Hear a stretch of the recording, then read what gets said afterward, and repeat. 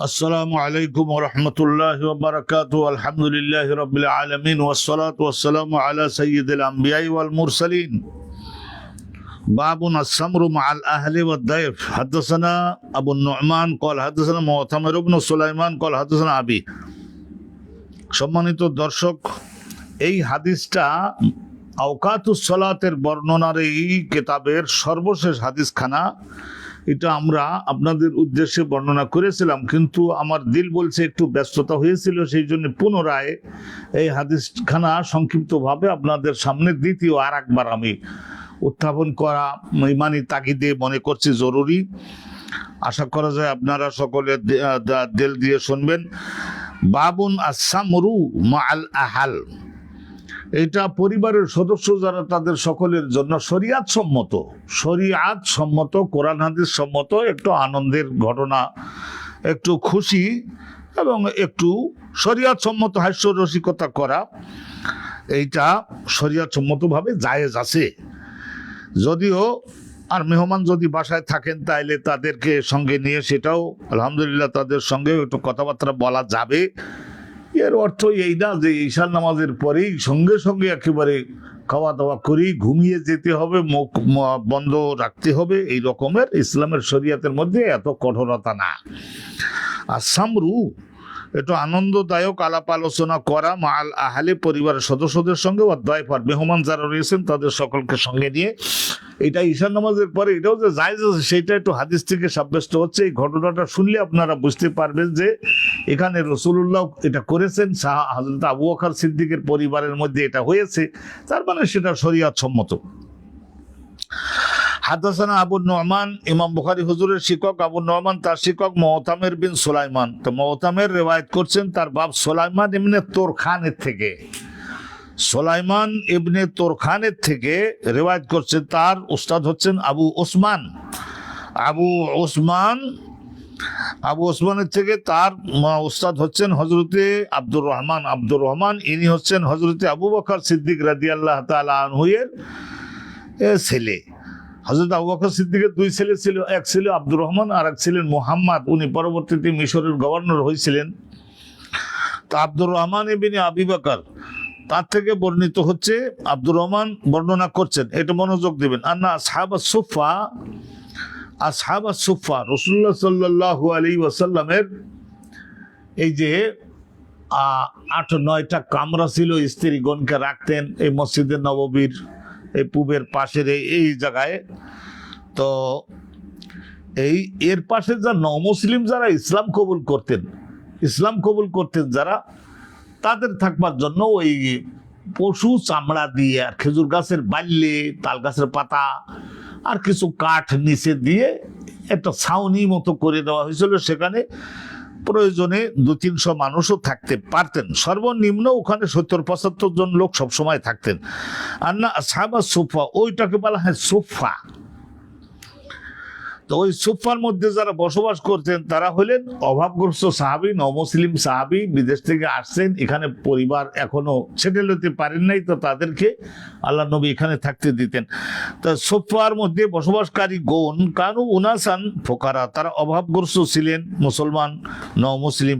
ও আন্নান নবী সাল্লাল্লাহু আলাইহি ওয়াসাল্লাম কল, রাসূলুল্লাহ সাল্লাল্লাহু আলাইহি ওয়াসাল্লাম সাহাবাগণের মধ্যে বলে দিয়ে রেখেছিলেন এই আইনটা যে মান কানা ইনদাহু তাআমু ইসনাইনি, কারোর বাড়িতে যদি 2 জনের খানা রন্ধন হয়ে থাকে, ফাল ইয়াযহাব সালিসান, তাইলে আসহাবু সুফার এখান থেকে একজন ব্যক্তিকে, তৃতীয় একজন ব্যক্তিকে সেজন্য নিয়ে যায় এবং নিজেদের 2 জনের খানা ওই আরেকজন মেহমানকে যেন ভাগ করে খাওয়ায়। ইসলামকে যদি দাঁড় করাতে চাও তাহলে সহায়তা করতে হবে। ওয়াইন আরবাউন, আর যদি বাড়িতে 4 জনের খানা তৈরি হয়ে থাকে তাহলে ফাখামেসুন, তাহলে তিনি নিয়ে যাবেন এই 4 জন, আর পঞ্চম আরেকজন নিয়ে যাবেন এবং পঞ্চম একজনকে নিয়ে যাবেন। নিশ্চয় রাসূলুল্লাহ সাল্লাল্লাহু আলাইহি ওয়াসাল্লাম বলেন ওয়াইন আরবাউন, আর যদি 4 জন খানা রান্না হয়ে থাকে তাহলে পঞ্চম একজন ব্যক্তিকে আর ষষ্ঠ একজন ব্যক্তিকে, তাহলে ষষ্ঠ ব্যক্তিকে যদি নিতে হয় তাহলে তার আগে পঞ্চম আর একজনকে নিতে হয়, তাহলে 4 জনের খানায় তিনি নিবেন আরো 2 জন, তাহলে ওই আগের হিসাবে ঠিক থাকলো। তো এইটা রাসূলুল্লাহ বলে রেখেছিলেন। ও আন্না আবু বকরিন জাত বে সালাসা, একদিন রাতে ঘটনা এই হলো যে আবু বকর সিদ্দিক রাদিয়াল্লাহু তাআলা উনি ওনার বাড়িতে ওই আসহাবে সুফাদের মধ্য থেকে 3 জনকে নিয়ে গেলেন। ও আন্না আবু বকরিন জা আবে সালাসাতিন, 3 জনকে নিয়ে গেলেন মেহমান। ওয়ান্তালাকান নবী সাল্লাল্লাহু আলাইহি ওয়াসাল্লাম বে আশারা, আর রাসূলুল্লাহ সাল্লাল্লাহু আলাইহি ওয়াসাল্লাম তার সঙ্গে ওখান থেকে সকলের নেওয়া শেষ হয়ে যাওয়ার পরে দেখা গেল 10 জন আছেন, তো 10 জনকে রাসূলুল্লাহ নিজের বাড়িতে নিয়ে গেলেন। তো কয়লা তিনি বর্ণনা করছেন, তিনি বলতে হযরতে খলিফা আউয়াল আবু বকর সিদ্দিকের ছেলে হযরতে আব্দুর রহমান বর্ণনা করেন যে আসলে আমাদের বাড়িতে কজন ছিল সেইটাও একটু শুনুন। ঘটনা হলো এই, এখানে জমিরে শান ফাহুয়া ফাশানু, আমাদের বাড়ির অবস্থা ছিল এই যে আমাদের বাড়িতে একটা ছিলাম আমি, আর ছিলেন আমার আব্বা, আর ছিলেন আমার মা উম্মুর রুমান। তাহলে এই গেল 3 জন। আর ওয়ালা আদরি, আর আমি ঠিক স্মরণ করতে সক্ষম হচ্ছি না। আবু ওসমান বলছেন যে হাল কয়লা, উনি আমার শিক্ষক বলতে আব্দুর রহমান ইবনে আবু বকর। আবু ওসমান বলছেন যে আমার ঠিক স্মরণে পড়ছে না যে আমার উস্তাদ আব্দুর রহমান ইবনে আবু বকর উনি এ কথাটাও বলেছিলেন কি না।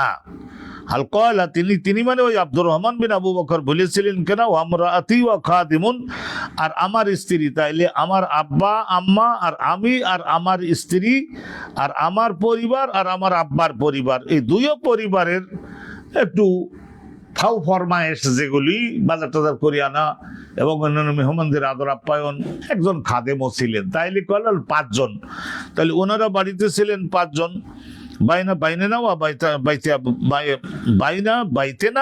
বাইতে আবি বকরিন, তাহলে আবু বকর সিদ্দিক আর আমার 2 জনের বাড়িতে দেখাশোনা করবার জন্য একজন খাদেম, আর আমার স্ত্রী আর আমি আর আমার আব্বা আর আমার মা, তাইলে ওনারা হচ্ছেন 4 জন, আর এই এক খাদেম একজন, এই 5 জন ওনারা ছিলেন।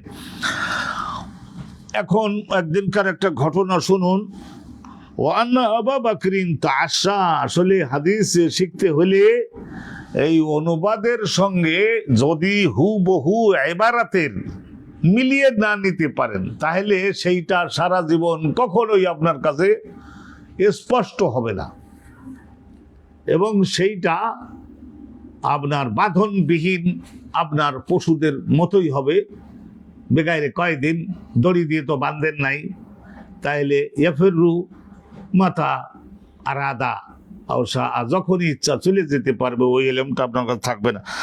ও আন্না আবু বকরিন তাআশা, একদিনের ঘটনা উনি বর্ণনা করছেন যে একদিন হযরতে আবু বকর সিদ্দিক রাদিয়াল্লাহু তাআলা ওনার কলিজার তো সবসময়ের খোরাক ছিল রাসূলুল্লাহর আশেপাশে ছায়ার মতো থাকতেন হযরতে আবু বকর সিদ্দিক। ও আন্না আবু বকরিন তাআশা, একদিন হযরতে আবু বকর সিদ্দিক রাসূলুল্লাহ সাল্লাল্লাহু আলাইহি ওয়াসাল্লামের বাড়িতে গেলেন, যেহেতু ওনার মেয়েও বিবাহ দেওয়া আছে না ওখানে, তো অতএব হযরতে আয়েশা সিদ্দিকার বাড়িতে রাসূলুল্লাহর ওখানে আবু বকর সিদ্দিক প্রায় যাইতেন। ওখানে গেলেন, সুম্মা লাবেসা, ওখানে কিছু সময় অবস্থান করলেন, মাগরিবের পরে গেলেন, কিছু সময় অবস্থান করলেন। আর হাত্তা এমন কি ওখানে কত সময় অবস্থান করলেন, ওখানে অবস্থান করলেন এই হাত্তা সুলিয়াতিল ইশা, ঈশার নামাজও পড়া হয়ে গেল। মসজিদে নববীর মধ্যে মনে করলেন ঈশার নামাজও পড়া হয়ে গেল, তো রাসূলুল্লাহর পেছনে মুক্তাদি হয়ে ঈশার নামাজও পড়লেন, রাসূলুল্লাহর দরবারে অবস্থান করলেন। আর বাড়িতে রাসূলুল্লাহর বাড়িতে গেছেন, তো অতএব ওনাকে রাতের খানা কিছু নিশ্চয় মেয়ে এবং আল্লাহ নবীর বাড়িতে তো গেছেন, কিছু খানা দিয়েছেন, রাতের খানা খাইছেন। সুম্মা রাজা, অথবা ওই নামাজ পড়বার পরে সুম্মা রাজা, তারপরে আবার নবী করিম সাল্লাল্লাহু আলাইহি ওয়াসাল্লামের বাড়িতে পুনরায় আবার গেলেন আবু বকর সিদ্দিক। তো দেখা গেল যে এখানে নিশ্চয়ই ঈশার নামাজের পরে আবার রাসূলুল্লাহর বাড়িতে যাচ্ছেন। রাসূলুল্লাহ কিছু গুরুত্বপূর্ণ আলোচনা ওনার সঙ্গে করতেন, সেগুলা করতেছেন, মদিনার অবস্থা সম্পর্কে জিজ্ঞাসা করে জেনেও নিচ্ছেন রাসূল। সুম্মা রাজা, আবু বকর নামাজ পড়ে পুনরায় আবার ফিরে গেলেন। এখানে মিলিয়ে না নিতে পারলে, বিশ্বস্ব আর সর্বনামে ক্রিয়ায় মিলাইয়ে না নিতে পারলে কোশ্চিন কালেও এই হাদিস ধরে রাখতে পারবেন না। সুম্মা রাজা আবু বকরিন ইলা নবী সাল্লাল্লাহু আলাইহি ওয়াসাল্লাম, রাসূলুল্লাহর বাড়িতে আবার গেলেন ঈশার নামাজ পড়বার পরে। আর ঈশার নামাজের আগে তো রাতের খানা কিছু ওনাকে দেওয়া হয়েছে, উনি খেয়ে নিয়েছেন, পরিষ্কার কথা। পালাবেসা, রসুল্লাহর বাড়িতে গিয়ে উনি কিছু সময় অবস্থান করলেন, হাত্তা তাআশার নবী, কতক্ষণ অবস্থান করলেন, রসুল্লাহ সাল্লাল্লাহু আলাইহি ওয়াসাল্লাম ঈশান নামাজের পরে উনি রাতের খানা গ্রহণ করলেন, আর ওনাকে খানা দেওয়া হয়েছিল ঈশান নামাজের আগে। ফাজাআ বা'দা মা মাদা মিনাল লাইল, আবু বকর সিদ্দিক রাদিয়াল্লাহু তাআলা আনহু রসুলুল্লাহর রাতের খানা শেষ হওয়ার পরে আরো কিছু কথাবার্তা বলে, ফাজাআ বা'দা মা মাদা মিনাল লাইল, রাতের কিছু অংশ তখন বিগত হয়েছে, অতিবাহিত হয়ে গেছে, মাশা আল্লাহ কতটুকু হতে পারে, ধরেন আমরা অনুমান করে বলতে পারি নিশ্চয় 40 মিনিট 60 মিনিট 1 ঘন্টা অতিবাহিত হয়েছে ঈশা নামাজের পরেও। তো হযরত আবু বকর সিদ্দিক যখন আবার নিজের বাড়িতে আসলেন, ওনার বাড়িতে তো কি আবু বকর সিদ্দিক, ওনার স্ত্রী আর ওনার ছেলে আব্দুর রহমান এবং তার স্ত্রী আর একজন আছেন খাদেম, আর মেহমান আনছিলেন না বাড়িতে, মেহমান থুয়ে গেছেন তো 3 জন। ওয়ালাত লাহু ইমরাতুহু, তখন আবু বকর সিদ্দিকের স্ত্রীর নাম ছিল উম্মুর রোমান, অনেক বলছে উম্মু রোমান, রা ওয়াও মিম আলিফ নুন, রোমান। আবার অনেক বলছে রোমান, কোন ওয়াও নাই, মিমে তাসদিদ হবে। তাহলে ক্বালাত লাহু ইমরাতুহু, তো ওনার স্ত্রী বললেন, মা হাবাসাকা, কোথায় আটকা পড়েছিলে, কোন ঘটনা তোমাকে আটকাইয়ে দিছিল, বাড়িতে মেহমান 3 জন দিয়ে তারপরে ওদিকে কোথায় ছিলা? এই ধরনের স্ত্রী তো বলতে পারে স্বামীকে মহব্বতের সম্পর্কও গভীর আছে, বলতে পারে মিয়া সাহেব এতক্ষণ কোথায় ছিলেন, মেহমান বাড়িতে 3 জন, আমরা আছি আপনি সহ 5 জন, তাই এই সমস্ত লোকদের খাওয়া দাওয়া কত রাত হয়ে গেছে না। তাইলে আন আদিয়া ফেকা, দয়ফনের বহু বচন আদিয়াফ, আর দয়ফন শব্দটা যদি 1 বচনও বলেন তাহলে এখানে, তাহলে ইউতলাকু আলাল কাসির, কয়েকজন, আল কাসির ওয়াল কালিল। দয়ফন মানে কয়েকজন মেহমান, দয়ফন মানে 1 জন মেহমান, উভয়টাকে ব্যক্ত করা যায়, আরবি ভাষার এরকম প্রশস্ততা আছে। তো আপনার মেহমানগণকে থুয়ে গেছিলেন কোন জায়গায়? কয়লা। তখন হযরতে আবু বকর সিদ্দিক ওই স্ত্রীর কথার ভাবভঙ্গি বুঝতে পেরে উনি মনে করলেন এখনো খানা খাওয়াই নাই, মেহমানদের এখনো খানা খাওয়াই নাই। কয়লা, আবু বকর সিদ্দিক তখন বললেন, আফা মা আশাইতে হিম, তুমি তাদেরকে এতক্ষণ পর্যন্ত রাতের খানা দেও নাই? তোমার এই এত বড় একটা সামর্থ্যবান ছেলে তোমার এখানে আছে, তো আমি কোথায় গেলাম সেইটা নিয়ে টানাটানির দরকার কি? ফামা আশাইতে হিম, তো মেহমানদের খানা পাঠাও নাই তাদের সামনে?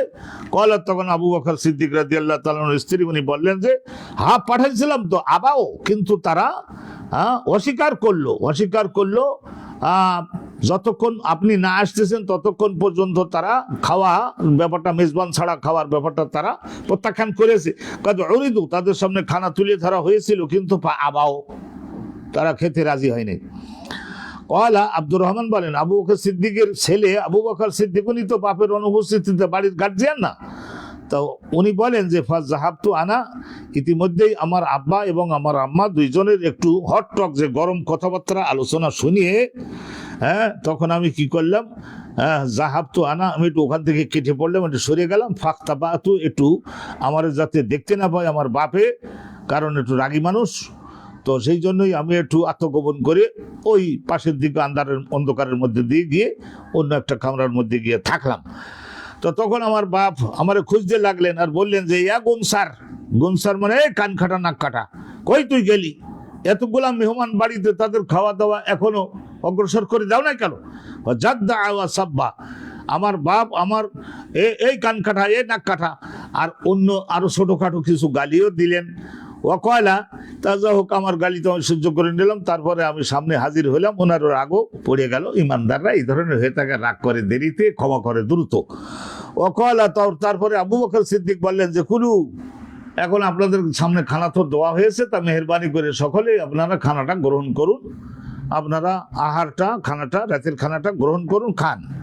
লা হানিয়ান লাকুম, তারপরে উনি বললেন যে আজকের বোধহয় খানাটা আপনাদের সকলের জন্য অনেকটা স্বাদযুক্ত, অনেকটা মজাযুক্ত, আনন্দের হবে বলে মনে করছি না, কারণ একটু ঠান্ডা হয়ে গেছে এইভাবে অনেক সময়। ফাকালা ওয়াল্লাহি, তা ওই সময়ে হযরত আবু বকর সিদ্দিক রাদিয়াল্লাহু তাআলা রাগের কারণে, বা রাসূলুল্লাহর বাড়িতে তিনি কিছু খেয়ে এসেছেন এই কারণে, আর ওই যে একটু রাগারাগি, ছেলেও জ্ঞান বুদ্ধি করে মেহমানদের সামনে খানাটা তুলে ধরে নাই, আর স্ত্রীও সামান্য একটা ঘটনা, অথচ ম্যানেজমেন্টটা প্রপারলি করতে পারেন নাই, এই সমস্ত কারণে হযরত আবু বকর সিদ্দিক ওই সময় বলে দিলেন, ওয়াল্লাহি আল্লাহর কসম করে বলি, লা আতামুহু আবাদান, এই খানা থেকে আমি আজকে আর খাচ্ছি না, এই কথা আবু বকর সিদ্দিক বললেন, লা আতামু হাযা তুআম আবাদান, এইখানে আমি আর খাবো না। তা আচ্ছা, তো খাবে না বলেছে। তারপরে এরপরে মেহমানদের যখন উনি বললেন কুলু, আপনারা আহারটা গ্রহণ করুন, তার যেহেতু বা মেজবানে উপস্থিত হয়ে বলছেন যে আপনারা খানাটা গ্রহণ করুন, তবে একটু ঠান্ডা হয়ে যাওয়াতে বোধহয় খুব স্বাদের, খুব মজার বেশি হবে না বলে মনে করি। তো এখানে দেখুন, ওয়াইমুল্লাহ, আল্লাহ রাব্বুল আলামিনের কসম করে আমি বলি, আল্লাহ পাক রব্বুল আলামিনের মহাপবিত্র নামের কসম করে আমি বলি, ওনার ছেলে আব্দুর রহমান বলছেন, আইমুল্লাহ, কসম করছেন হযরতে আব্দুর রহমান উনি কসম করে বললেন যে মা কুনা নাখুযু মিন লুকমাতিন, আমিও তো মেহমানদের সঙ্গে খেতে বসে গেছি, আমার আব্বা বললেন যে আমি খাবো না, আপনারা গ্রহণ করুন। তো আমরা ওখানে সামনে 8-10 জনের খানা একটা বিরাট একটা পাতার উপরে দিয়ে দেওয়া হতো, অথবা একটা বিরাট প্লেট 5-7 জন খেতে পারে ওখান থেকে নিয়ে, গোস্ত, মাছ, অন্যান্য যাই কিছু আল্লাহ তাআলা আয়োজন করে দিয়েছেন। তো বলছে মা কুন্না নাখুযু মিন লুকমাতিন, লোকমা, এক একটা লোকমা আমরা নিয়ে গালে দিচ্ছি। তা আমরা সবাই লক্ষ্য করতে লাগলাম যে ইল্লা রবা মিন আসফালেহা আকসারু মিনহা, যে লোকমাটা আমরা, আমার বাড়িতে আমার মা আছেন, আব্বা আছেন, আমি আছি, আমার স্ত্রী, আমাদের বাড়ির খাদেম, আর ওই রাসূলুল্লাহর দরবার থেকে আনা 3 জন মেহমান, তো আমরা পুরুষরা সবাই ওই বাইরে ওখানে বসছি। তো এখন আমরা যখনই এক লোকমা করে খাই, তখন দেখি যে খানার নিচের থেকে রবা ইয়ারবু, মানে জাদা ইয়াজিদু, বেড়ে উঠতেছে, বৃদ্ধি পাচ্ছে, যে যতটুকু খাওয়া হয়েছে তার চাইতে আরো দ্বিগুণ হয়ে যাচ্ছে খানা। আল্লাহর কুদরত এবং আল্লাহর রহমত। কলা, আব্দুর রহমান বলেন যে সাবিউ, মেহমানগণ খুব পরিতৃপ্তি সহ আনন্দের সঙ্গে খাইলেন। ওয়াসারাত আকসারু মিম্মা কানাত ক্বাবলা যালিকা, ইতিপূর্বে যে খানা ওখানে ছিল তার চাইতে আরো আমরা দেখলাম যে আর এই খানা তো আগের চাইতে দ্বিগুণ গুদামের মতো হয়ে থাকলো। ফানাজারা ইলাইহা আবু বকর, তখন হযরতে আবু বকর সিদ্দিক তো বলছিলেন যে আমি এর থেকে খাবো না, কারণ আমি রাসূলুল্লাহর বাড়ি থেকে কিছু রাতের খানা খেয়ে আসছি। ফানাজারা ইলাইহা আবু বকরিন, হযরত আবু বকর সিদ্দিক ওই মেহমানদের সামনের খানার দিকে লক্ষ্য করলেন। ফাইজান হিয়া কামা হিয়া, যে খানা দেওয়া হয়েছিল, এই যে 6-7 জন লোকে খাইলেন, বাড়ির খাদেম অত ভালোভাবে খাইলেন, আব্দুর রহমান খাইলেন, তারপরে আর 3 জন পুরুষ মেহমান রাসূলুল্লাহর মসজিদ থেকে গেছেন, তারা তো সারাদিন না খাওয়া, তারা তো জমে টানলেন। তো এগুলো তো সমস্তই খাওয়ার পরে মনে হতে লাগলো ফাইজান হিয়া কামা হিয়া, যা ছিল তাই, আও আকসারা, বা মনে হতে লাগলো যে আগের চাইতে আরো অনেক বেশি বেড়ে গেছে। তখন আবু বকর সিদ্দিক দেখে আর নিজের সংবরণ করতে পারলেন না। ফাকাল আলী ইমরাতিহি, উনি ওনার স্ত্রীকে উদ্দেশ্য করে বললেন যে তোমার একটু বকেছি, তা আবার একটু সঙ্গে সঙ্গে হাসি খুশি হতে হয় না? রাসূলুল্লাহ সাল্লাল্লাহু আলাইহি সাল্লামের তরিকায়, রাসূলুল্লাহর পথে, চিন্তা করেন, বাপ ভাই আত্মীয় স্বজন সব কিছু পরিত্যাগ করে শূন্য হাতে নিজের স্বামীর এই জামার আসল ধরেই তো মদিনায় চলে আসছেন, আর কতটুকু তাকে বকা দেওয়া যায়, বিশেষ করে বয়স্ক ছেলে, ছেলের বৌমা। ফাকাল আলী ইমরাতি, নিজের স্ত্রীকে উনি বলেন, ইয়া উক্তা বনি ফিরাস, বনি ফিরাস কবিলায় বনি ফিরাসের বনি ফেরাসের ভগ্নী, ওনার শ্বশুর বাড়ির দিক থেকে বনি ফেরাসে উনি বিয়ে করছিলেন।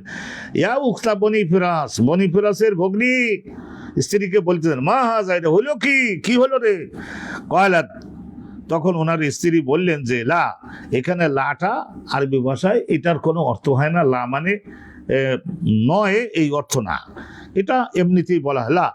ওয়া কুররাতে আইনি, তখন ওনার স্ত্রীও আবার নরম হয়ে গেলেন, হে আমার চোখের শান্তি, হে আমার প্রিয় স্বামী, আমিও তো দেখতেছি লাহিয়া আল আন আকসারু মিনহা ক্বাবলা যালিকা বিসালাসে মিরার, যে খানা দেওয়া হয়েছিল এতগুলা লোক খাওয়ার পরেও তো এখনো আমি তো দেখতেছি যে খানা তো 3 গুণ বেড়ে গেছে।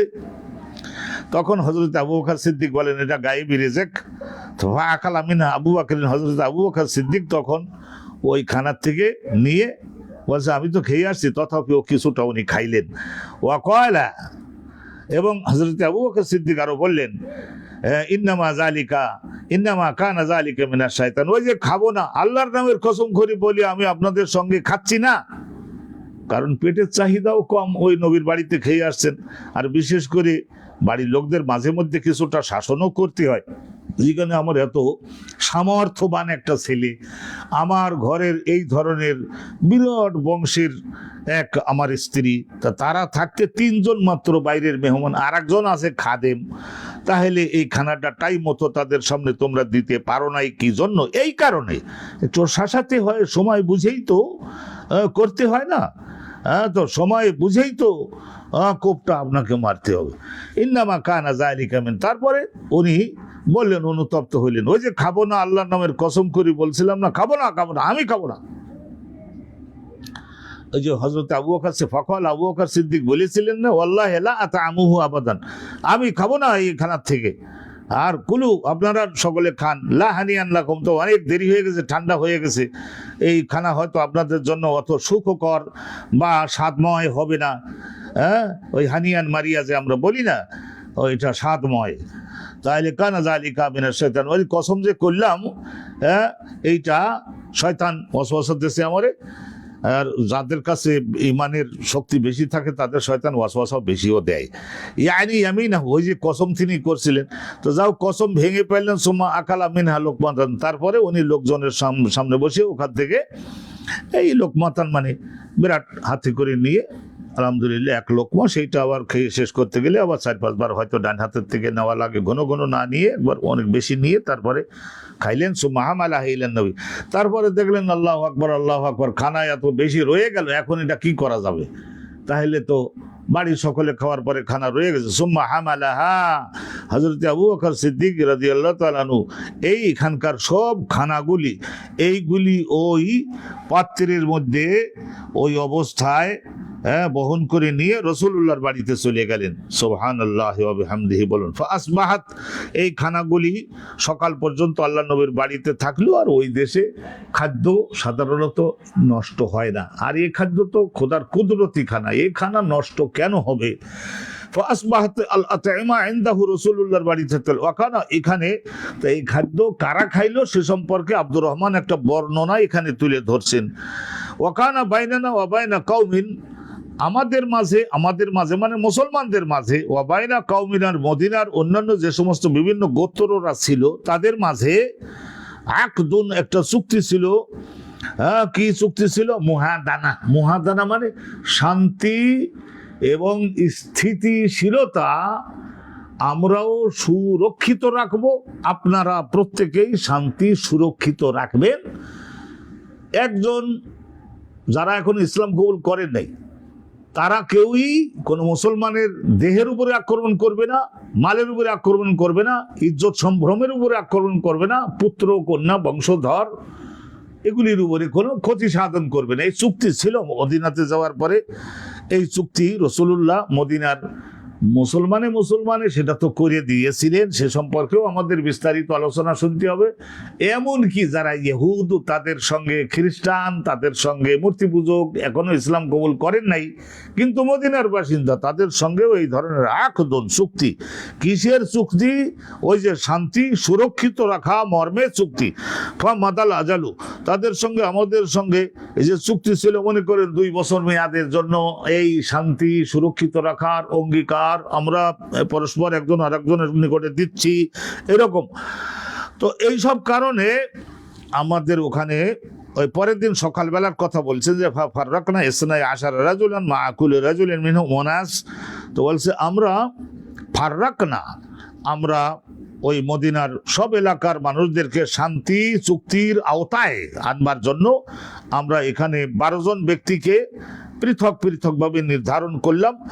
তা মা কুল্লি রাজুলিন, আর এবার তাকিয়ে দেখি 12 জন তো আসেনি ওখানে, আবার প্রত্যেক ব্যক্তির সঙ্গে মিনহুম, ওই 12 জনের মধ্য থেকে প্রত্যেক ব্যক্তির সঙ্গে রয়েছেন আবার সাপোর্টার, আরো মনে করেন 4-5 জন করে আছেন। তাহলে তো দেখা যায় যে 12 জন, আর এক একজনের অধীনে যদি আবার সমর্থনকারী যোগাড়িয়ে যাদেরকে আমরা বলি সহযোগী, তারা যদি 5 জন করেও থাকে তাহলে 5 বরং 60 তো হবে।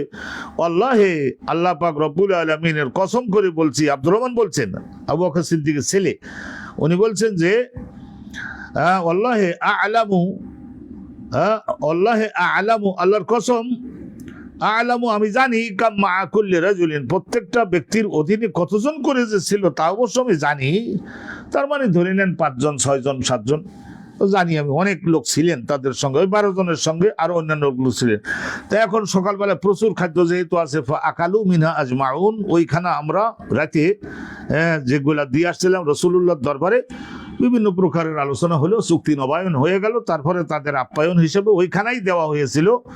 ওই সময় আলহামদুলিল্লাহ বেশিরভাগ রুটি, জবের রুটি এবং এই ধরনের খেজুর, তারপরে ওখানে এই খেজুর এগুলি দিয়ে বিচি ফেলে দিয়ে তারপরে ছাতু বানানো হতো, আর গম, জব এগুলি ভাজি করে তার সঙ্গে ঘি, মধু এগুলি সব মাখাইয়ে, আর এখানে গোশতও থাকতো, তারপরে অন্যান্য আরো বিভিন্ন ধরনের থাকতে পারে যেটা হয়তো আমরা জানছি না। আকালু মিনহা, রাসূলুল্লাহর দরবারে যে খানা রাতে আমরা দিয়ে গেছিলাম, ওই খানা থেকে সকলে খাইলেন আজমাউন, একজনও বাকি থাকলেন না।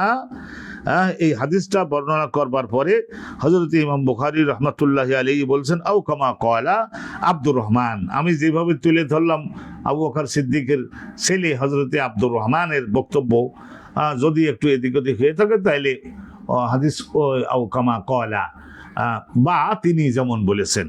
তো আলহামদুলিল্লাহ এখান থেকে তো সাব্যস্ত হলো যে ঈশান নামাজের পরে অতিথিগণের সঙ্গে এবং পরিবারের সদস্যদের সঙ্গে নরম গরম বিভিন্ন ধরনের আনন্দদায়ক এবং শাসনমূলক এ সমস্ত কিছু কথা, প্রয়োজনীয় বিষয়ে আলাপ আলোচনা করা যেতে পারে, এবং সেটা কোরআন হাদিস সম্মত হবে, কোনো রকম নিষিদ্ধ নয়। আমাদের দেশে আলহামদুলিল্লাহ ঘোষণা দেওয়ার মাধ্যমে, এমনকি মাইক লাগিয়ে শ্রোতার বিশাল বড় সংখ্যা হয় না, 50-60 হাজার, 1 লাখ, 2 লাখ, 5 লাখ, বাংলাদেশ ছাড়া এই পৃথিবীর অন্য কোনো দেশের মানুষদের ভাগ্যে এই রকমের রহমত নাই যে ঈশান নামাজের পরেও আলহামদুলিল্লাহ 1 ঘন্টা ওয়াজ বয়ান হয়।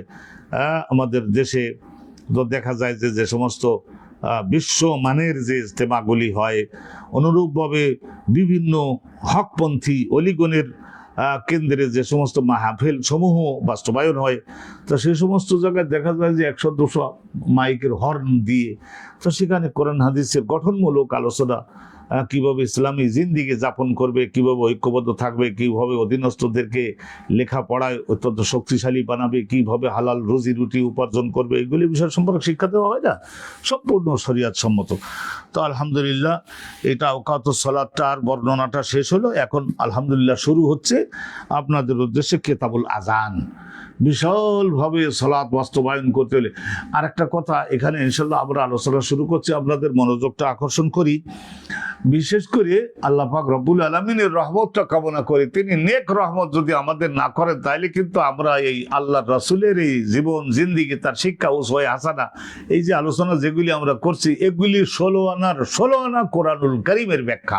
কোরআন শরীফ 30 পারা, ইমাম বুখারী হুজুরের এই সহিহুল বুখারী এইটাও 30 পারা। আলহামদুলিল্লাহ রাব্বিল আলামিন, আল্লাহ রাব্বুল আলামিন কোরআন শরীফে এক জায়গায় নবীর কাছে ওয়াদা করেছিলেন, সুম্মা ইন্না আলাইনা বয়ানা, আপনি কোন রকমের ভাষাবিদ, কোন পণ্ডিতের কাছে আমার কোরআনের একটা শব্দের মর্ম এবং তাৎপর্য অবগত হওয়ার জন্য সহায়তা হিসেবে আপনার কারোর কাছে যাওয়ার আমি মুখাপেক্ষী রাখি নাই।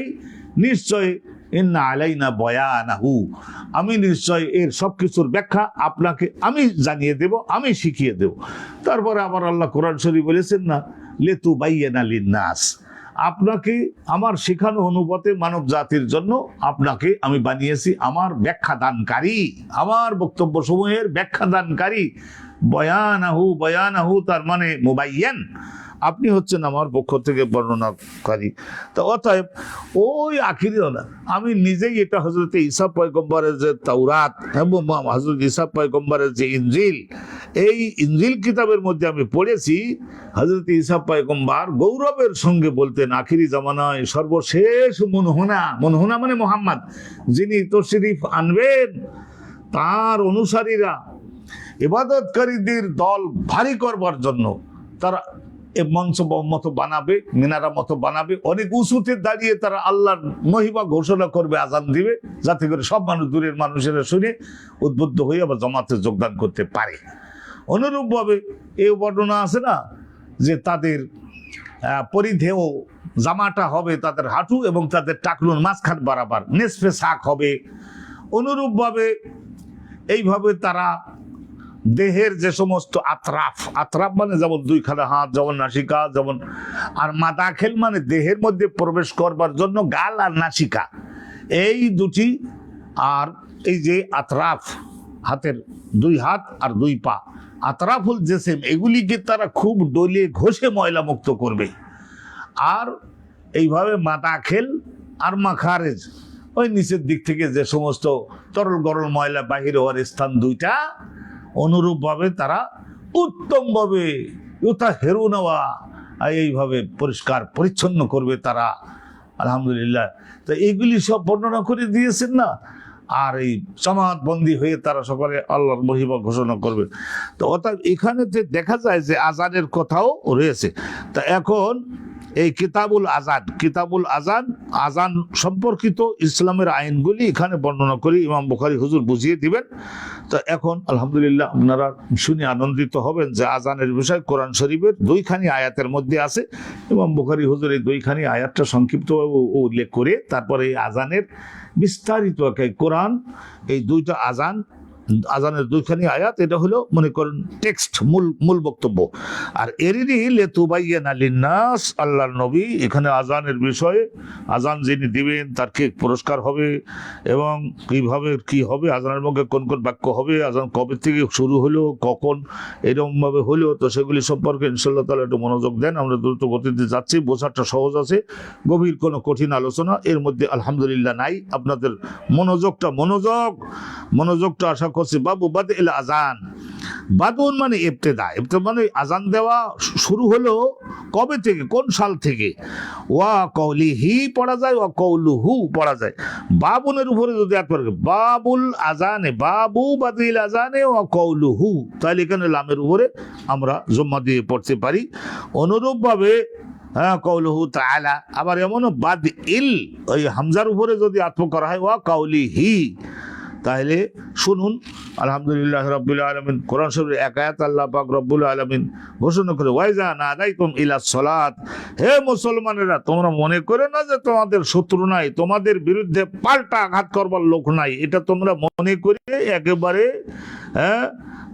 সাবধান হয়ে যেও না, সাবধান থাকো। ওয়াইজা নাদাইতুম ইলা সলাত, যখন সলাতে যোগদানের জন্য তোমরা যখন আহ্বান করো আল্লাহর নামের ঘোষণার মাধ্যমে, আল্লাহু আকবার বলার মাধ্যমে, তখন ইত্তাখাযুহা হুজুয়ান, জগতে হাজারো মানুষ এমন থাকবে অবশ্যই, ইত্তাখাযুহা এই সলাতটাকে, আর এই সলাতের দলভারী করবার জন্য যে আজান, এইটাকে হুজুয়ান, অনেক কবি সাহিত্যিক আর অনেক সমালোচক তারা গ্রহণ করবে এই সলাতটাকে, আর এই সলাতের আগের আজানটাকে, একামাতটাকে হুজুয়ান, তুচ্ছতা তাচ্ছিল্যতার মানে গুরুত্বহীন মূল্যহীন বিষয় রূপে, লাইবান, আর হাসি মস্করার বস্তু বানাবার চেষ্টা করবে, লাইবান। যালিকা বিআন্নাহু, আল্লাহ পাক রব্বুল আলামিন বলছেন যে এইরকম যারা করবে, বিআন্নাহু কওমুন লা ইয়াকিলুন, তারা হচ্ছে এমন একদল লোক যারা ষোলো আনাই ব্যাকল মানে তাদের মানব জাতির সৃষ্টির যে মূল উদ্দেশ্য সেই সম্পর্কে তাদের কোনো গবেষণা চিন্তা ধারণা কিছুই নাই। তাহলে এই এক আয়াতের মধ্যে আমরা আজান সম্পর্কে, এই যে নেদা বলতে আজান, আবার কোরআন শরীফের মধ্যে হযরত ইমাম বুখারী হুজুর এখানে তো দুইখানে আয়াত উল্লেখ করেছেন, ওয়া কওলিহি তাআলা, আল্লাহ পাক রব্বুল আলামিন আযান দেওয়ার বিষয়ে আরো বলেছেন, ইযা নুদিয়া লিস-সালাতি মিন ইয়াউমিল জুমআ, যদি সলাতে যোগদানের জন্য, জুম্মার দিনে সলাতে যোগদানের জন্য যখন আহ্বান জানানো হবে, তার মানে আজান যখন দিয়ে দেওয়া হবে, মিন ইয়াউমিল জুমআতে, জুমার দিনে, জুমার নামাজের ওয়াক্ত হওয়ার পরে তো নিশ্চয় সূর্য মধ্য আকাশ থেকে ঢলে যখন পশ্চিম আকাশে একটু ঢলে পড়ে, একটু যখন হেলে পড়ে, ওই সময় তো জোহরের নামাজ, জুম্মার নামাজ তো নিশ্চয় জোহরের নামাজের বদলা।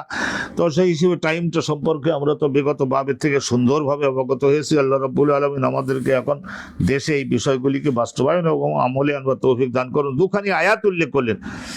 তারপরে আজান শব্দটা এখানে নেদা বর্ণনা করা হয়েছে, কিন্তু কোরআন শরীফের অন্য আয়াতে আজান শব্দটাও আছে, আজান মিনাল্লাহ ওয়া রাসূলিহি, এরকমও আছে।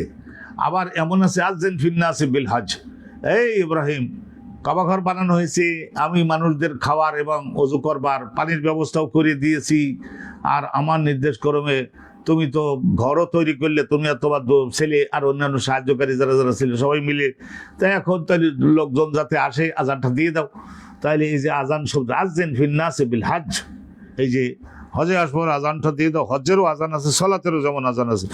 তাহলে আলহামদুলিল্লাহ আমরা তো শুনলাম, এখন বাকি আর একটু মেহরবানি করে একটু শুনুন যে এই বিষয়টা একটু শুনুন, সকলে খুব মনোযোগ দিয়ে শুনবেন যে হাদিস খানাতে কি বলে, কখন থেকে আজানটা শুরু হলো।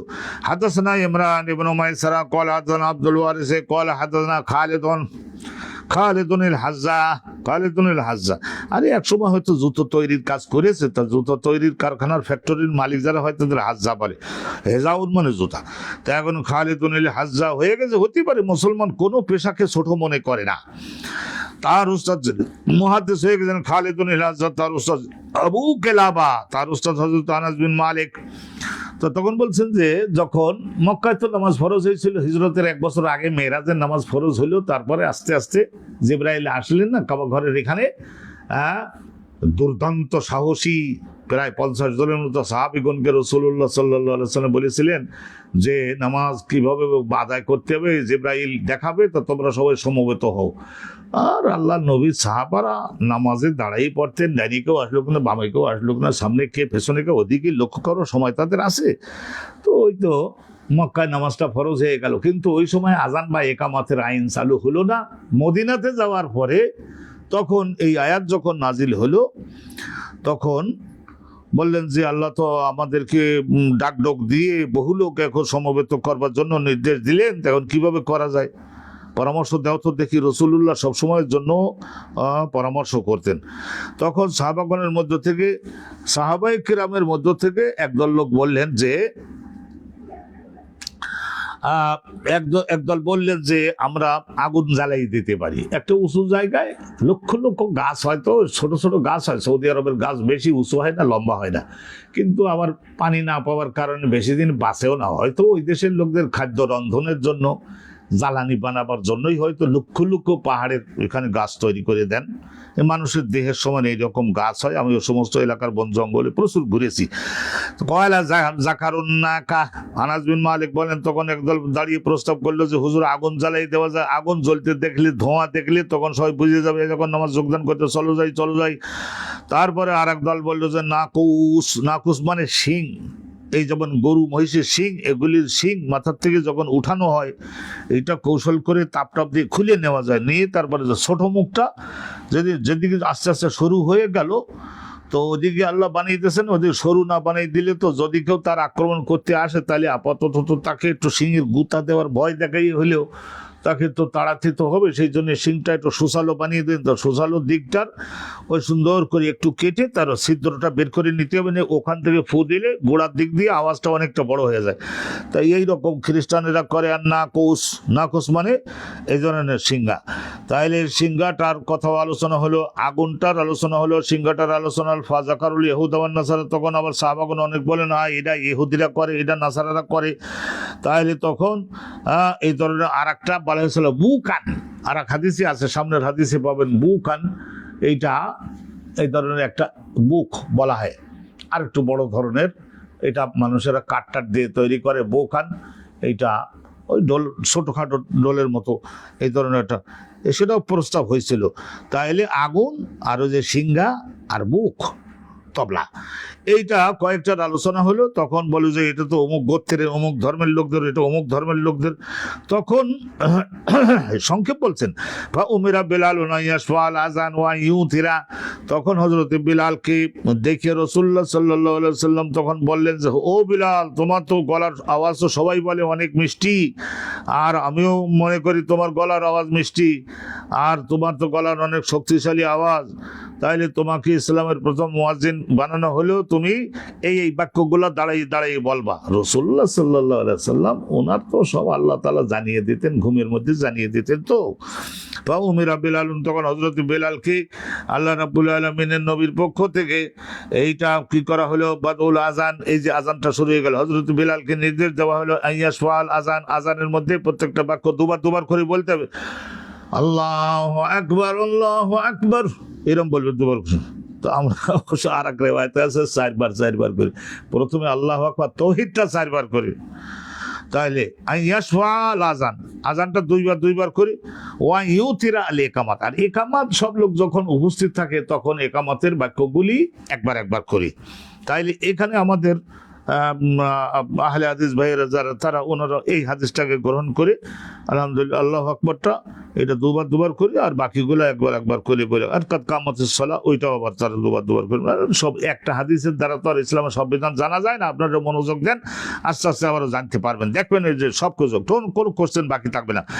তাহলে একখানা হাদিস আপনারা শুনলেন, হাদাসানা মাহমুদ ইবনে গাইলান, ইমাম বুখারী হুজুরের শিক্ষক মাহমুদ ইবনে গাইলান ক্বালা হাদাসানা আব্দুর রাজ্জাক ক্বালা আখবারনা মুহাম্মদ ইবনে জুরাইজ ক্বালা আখবারানি নাফিউন। নাফিউন আব্দুল্লাহ ইবনে ওমর বাজারের থেকে পছন্দ হওয়াতে কিনে আনছিলেন, আর ফেরাউন সাগরের ওখান থেকে ওই বাচ্চাটাকে নিছিল না সিন্ধুকের মধ্য থেকে, তখন বিবি আসিয়া বলছেন না ইয়ানফাউনা, এই ছেলে আমাদের ভবিষ্যতে আমাদের মহা কল্যাণ সাধন করবে। কিতাবে আছে যদি ফেরাউন কপাল পোড়া বদভক্ত যদি বলতো যে ইয়ানফাউনা, তাইলে হয়তো আল্লাহ রাব্বুল আলামিন হযরত মুসার হাতে ফেরাউনকে ওই সব গৌলে তৌফিক দিতেও পারেন। আল্লাহর কাছে তো অগণিত ক্ষমতা থাকে, তাকে এরকম নীল নদী মারতেই হবে আল্লাহর জন্য, এইরকম তার কড়াকড়ির আইন নাই। কিন্তু ওখান থেকেই হযরতে আব্দুল্লাহ ইবনে ওমর বাজারের থেকে কিনে আনলেন। ফেরাউন আনছিল সাগরের ভাসমান সিন্ধুকের থেকে, আর হযরতে আব্দুল্লাহ ইবনে ওমর আনলেন এই বাজারের থেকে কিনে আনলেন। কালচে রঙের একটু ছিল, নাকটাকের গঠন মাশাআল্লাহ খুব ভালো, তো নাম দিলেন নাফে, ওই আনফাউনার থেকে নাফে। আন্না ইবনে ওমর, হযরতে নাফে বর্ণনা করেন, আন্না ইবনে ওমর আব্দুল্লাহ ইবনে ওমর কানা ইয়াকুল, উনি বলতেন কানাল মুসলিমুনা হিনা কাদিমুল মদিনাতে, হযরত আব্দুল্লাহ ইবনে ওমর বলতেন যে কানাল মুসলিমুনা হিনা কাদিমুল মদিনাতে, মদিনাতে আগমন, কাদিমা ইয়াকদিমুন আগমন, মদিনাতে আগমন যখন মুসলমানরা করলেন, হিনা মানে যখন মুসলমানগণ আগমন করলেন, ইয়াজতামিউন, তো ওনারা সকলে মাঝে মধ্যে সালাত আদায়ের জন্য কি করতেন, ইয়াজতামিউন এক জায়গায় জমাত বন্দী হতেন, একত্রিত হতেন, ফায়াতাহাইয়ানুনাস সালাত, তো তখন ইয়াতাহাইয়ানুনা এই শব্দের মূল অক্ষর হলো হেইনুন, হেইনুন মানে নির্ধারিত করে দিতেন একটা সময়, একটা একজন আরেকজন নির্ধারিত করে দিতেন, যে ইয়াতাহাইয়ানুনা নির্ধারিত করে দিতেন এই নামাজ আদায়ের জন্য যে ভাই এই টাইমে আসবেন, এই টাইমে আসবেন।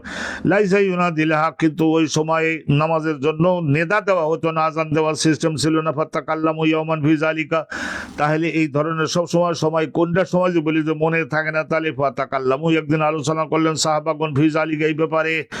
ফকালা বাদুম, একজন বললেন যে ইত্তাখিজুনা কুসান, সকলে সিংহা গ্রহণ করুন, সিংহা এরকম বাজাই দেবে, 8-10 জন দাঁড়াই বাজাই দিলে অনেক দূর পর্যন্ত আওয়াজ হবে। মেসালা না কুসেন নাসারে যেমন খ্রিস্টানরা বাজায়, হ্যাঁ শঙ্খ বাজায়, সিংহা বাজায়। ওয়াকালা বাদুহুম, আর 2-1 প্রস্তাব করলেন বাল বুকান, হ্যাঁ এই যে এর মধ্যে যে ফু দেয় না, ফু খুব জোরে ফু দিলে তখন আর এক রকম আওয়াজ হয়। তাহলে ওকালা বাদম বাল বুকান, এই ধরনের ইউন ফাঁকু, ওর মধ্যে প্রচণ্ড গতিতে বাতাস দেওয়া যায়, তো আস্তে আস্তে ওই বাতাসটা একটু মোটামুটি বড় হয়। তাহলে মেসালা কার্নেল ইহুদিদের যেমন নাকি শিংটা পশুর শিং বা লোহালক্কর দিয়েও বানানো যেতে পারে, কাঠের দ্বারাও বানানো যেতে পারে, যুগ তো আর থেমে থাকে না। ফাকালু ওমর, তো হযরত ওমর একবার প্রস্তাব করেছিলেন ওরকম না করে এরকমও তো করা যায়। কি করা যায়, একজন লোককে দিতে হবে, সে ওই প্রত্যেকের বাড়ির সামনে দিয়ে ঝড়ের গতিতে দৌড়ে যেতে লাগবে, বাবনের পেটে নামাজের টাইম নিকটবর্তী হয়ে গেছে, সকলে মসজিদে আগমন করতে, এত দৌড়েই পারে। হযরত ওমরের মতো ব্যক্তি, তো উনি বললেন আওয়ালা তাবাসুনা রাজুলান, একজন ব্যক্তিকে আপনারা যদি পাঠিয়ে দিতে পারেন, ইউনা দিবি সালাতে যোগদানের করবার জন্য প্রত্যেকের বাড়ির সামনে দাঁড়িয়ে দাঁড়িয়ে বলে আসতে, এখন লক্ষ ফাকালা রাসূলুল্লাহ তখন বলেন ইয়া বিলাল। হযরত সাহাবাগণের নিকট থেকে শুনিয়ে নিলেন, শুনবার পরে রাসূলুল্লাহ বললেন ওহে বিলাল কুম ফানাদে বিসসালাত, তুমি এই যে কুম দাঁড়াও এবং উঁচু জায়গার উপরে দাঁড়াও, কানের মধ্যে সিদ্রের মধ্যে 2টা শাহাদাত আঙ্গুল প্রবেশ করো, আর ওই মক্কার কাবা ঘরের দিকে মুখ দিয়ে দাঁড়াও। হাইয়া আলাস সালাহ বলবার সময় দুবারই ডানি ফেরবা, আর বামে এরকম হাইয়া আল ফালাহ বলবার সময় ফেরবা। তো আলহামদুলিল্লাহ ফিরে এই বাক্যগুলা বলবা, আলহামদুলিল্লাহ রাব্বিল আলামিন, এটা সুন্দরভাবে আজান। তবে এখানে শোনা শেষ হয় নাই, আরো হিস্টোরি আসতেছে। তো রাসূলুল্লাহর পলিসি ছিল ফজরের নামাজ পড়ে, তারপরে ফজরের নামাজ পড়বার পরে রাসূলুল্লাহ এই মুসল্লিদের দিকে মুখ দিয়ে ঘুরে বসতেন আর বলতেন, তোমাদের মধ্যে কেউ কি স্বপ্ন দেখছো রাতে, বা তোমাদের জীবনে সমাজে ওই মহল্লায় কি কোনো ঘটনা ঘটেছে, ঘটলে বলো। সেটা সারাদিনে আবার রাসূলুল্লাহ ও কতটুকু ওহী নাজিল হলো সেটা সাহাবাগণকে জানাতেন। আবার অনুরূপভাবে দিনের কর্মসূচি ভাগ করে দিতেন নবী পাক সাল্লাল্লাহু আলাইহি ওয়াসাল্লাম।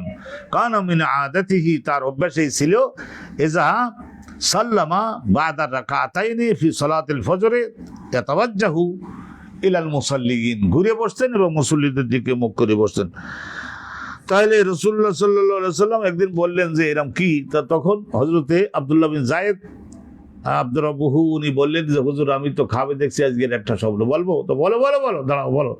বলে দেখলাম যে আকাশের এইরকম পর্দা ভেদ করে একজন বড় ফেরেশতা নামলো মক্কা শরীফের দিকে, এরকম কানের মধ্যে আঙ্গুল দিয়ে এই বাক্যগুলা বলেছে। সম্ভবত আমাদের এই মুসলমানদেরকে নামাজে সমবেত করবার জন্য এইটাই বোধহয় আমার শিখাইলো। তো এই কথা বলবার সঙ্গে সঙ্গে আরো 4-5 জন খাড়া হয়েছে, বলে হুজুর এই রাতে আমিও তো এই স্বপ্ন দেখছি। স্বপ্ন দেখছো? আচ্ছা ভালো কাজ করছো। তো এরপরে নবী করিম সাল্লাল্লাহু আলাইহি ওয়াসাল্লাম জিবরাইল ফেরেশতা আসলেন 10টার সময়। উনি বললেন যে আমরা এই পরামর্শ করছি, বলে আসমানে আল্লাহর ওখানে যা আছে আপনাদের ব্রেনের মধ্যে আল্লাহ তাই দিয়ে দিয়েছেন, এইটাই নিয়ে আজকের আমি নাজিল হয়েছি। আজান দিয়ে দেখাবো একটু? জিবরাইল ফেরেশতা একটু আজান দিয়ে দেখালেন।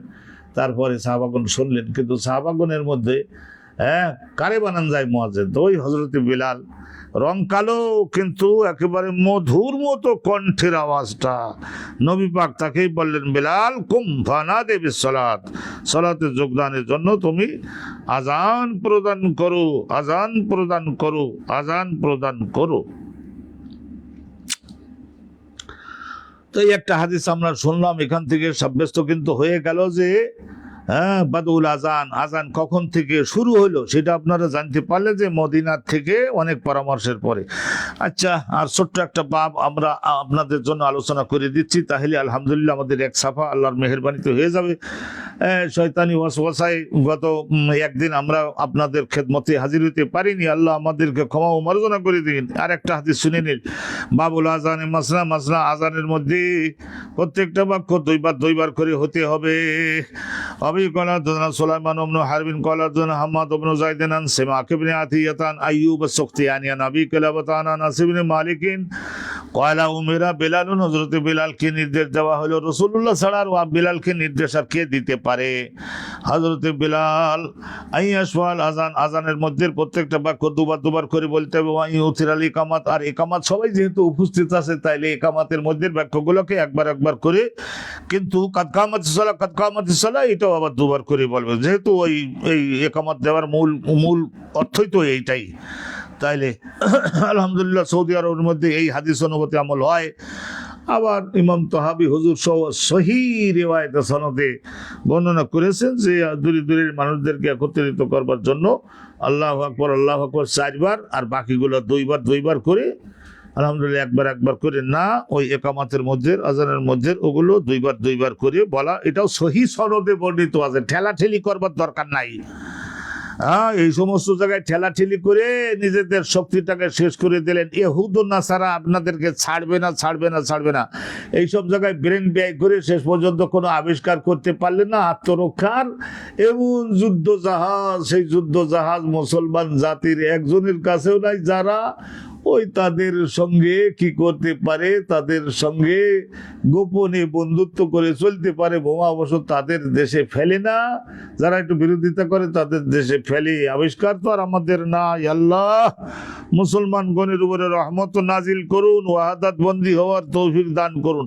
আচ্ছা, আর একটা হাদিস শুনে নিন। হাদিসান মুহাম্মদ ইবনে সালাম قال حدثنا عبد الوهاب الثقفي قال حدثنا خالد بن الحزان ابي كلابة عن انس بن مالك قال لما كثر الناس, মুসলমানগণের সংখ্যা যখন অনেক বেশি হয়ে গেল, হযরত আনাস বিন মালিক বলেন যাকারু, তখন মুসলমানগণ এক জায়গায় বসে আলাপ আলোচনা, ডিসকাশন যেটাকে বলা, ডিসকাশন করলেন, আলাপ আলোচনা করলেন। আইয়ু আলিমু ওয়াক্তাস সালাত বিশাই, যে জনগণকে জানানো হোক ওয়াক্তাস সালাতটা, যোহরটা, ফজরটা, আসরটা, মাগরিবটা, ইশাটা, এর সময় কখন জামাতটা অনুষ্ঠিত হবে সেই সময়টা সকলকে জানানো দরকার। ইয়ারিফুনাহু, যাতে সেটা সবাই বুঝে শুনে নিতে পারে, স্মরণ করে নিতে পারে। ফাজাকারু, তখন আলোচনা করে একজন প্রস্তাব করলো ইউকে দুনারান, অগ্নি প্রজ্বালনের বিষয়টা, ওয়াইয়াদরিবুনা কুসান, আর ওই যে পশুর বড় বড় শিং, আফ্রিকা মহাদেশের পশুর বড় বড় শিং, আর সেই জমানার মানুষদের হৃৎপিণ্ডের শক্তি বড় ছিল, এমন জোরে মানে আওয়াজ করবে, সেই আওয়াজটা ওই দিক দিয়ে বড় মুখ দিয়ে যখন বের হয়ে যাবে তখন আরো মারাত্মক রূপ নেবে। এরকম 8-10 জনে যদি করে দেয়, 5-7 জনে যদি করে দেয়, তাহলে মোটামুটি লোকজন জেনে যাবে। আর তারপরে আরো ওই যে বুকান শব্দের শাব্দিক অর্থ হলো আর একটু ওই ধরনের আওয়াজ মোটা করবার জন্য আর একটা যন্ত্র, কিন্তু সেটা পশুর শিং না। উমেরা বেলাল, শেষ পর্যন্ত সিদ্ধান্ত এই হয়েছিল, হযরত বেলাল আল্লাহর নবী নির্দেশ দিলেন আইয়াসফাল আযান, আযানের মধ্যে প্রত্যেকটা বাক্য দুইবার করে বলবে, ওয়াইউথিরাল একামাতা, একামতের মধ্যে প্রত্যেকটা বাক্য কি করবে, একবার করে বলবে, বেজোড় করে বলবে সুবহানাল্লাহি ওয়া বিহামদিহি। এই আর একটা লাইন মাত্র আছে, এটাও শেষ করেছি, বাবুন আল ইকামাতু ওয়াহিদাতুন, একামতের মধ্যে বাক্য বলি একবার করে বলতে হবে, ইল্লা কাউলাহু, কিন্তু একামতের মধ্যে এই যে কাদ কামাতিস সালাহ, এই বাক্যটা একবার করে না বরং 2বার করে বলতে হবে, এইটা খবরদার। এই সমস্ত আমলগুলি আমাদের দেশের কিছু সংখ্যক উত্তরবঙ্গের ভাইয়েরা গ্রহণ করেছেন, আলহামদুলিল্লাহ। এইগুলি ইসলামের কোনো এই ধরনের ফান্ডামেন্টাল কোনো বিষয় না। আর এই নিয়ে ঠেলাঠেলি করতে যেয়ে নিজেদের শক্তি এবং ব্রেনকে নষ্ট করে ফেলতে পারবো না আমরা। যা গেছে তওবা তালকিন করে আল্লাহর দিকে ফিরে শক্তি সঞ্চয় করুন, জামাত বন্দী। হাদাসানা আলী ইবনে আব্দুল্লাহ قال حدثنا اسماعيل ابن ابراهيم قال حدثنا خالد بن الحزان ابي كلابه عن انس بن مالك قال امر بلال, হযরত বিলালকে আল্লাহর নবী নির্দেশ দিলেন ইসফাল আযান, আযানের মধ্যে প্রত্যেকটা বাক্য দুইবার করে বলবা, ওয়াই উতরাল ইকামাতা, ইকামাতের মধ্যে প্রত্যেকটা বাক্য একবার বলবা। কলা ইসমাইল, হযরত মুহাদ্দিস ইসমাইল বলেন, ইসমাইল এই সনদের মধ্যে আছে, হযরত ইসমাইল ইবনে ইব্রাহিম, উনি বলেছেন ফাযাকারতুহু, তো একবার করে একামতে যাকারতুহু, এই আলোচনাটা আমি একবার গিয়ে করলাম লি আইয়ুবের সুখতিয়ানির সামনে, ও বড় মুহাদ্দিস।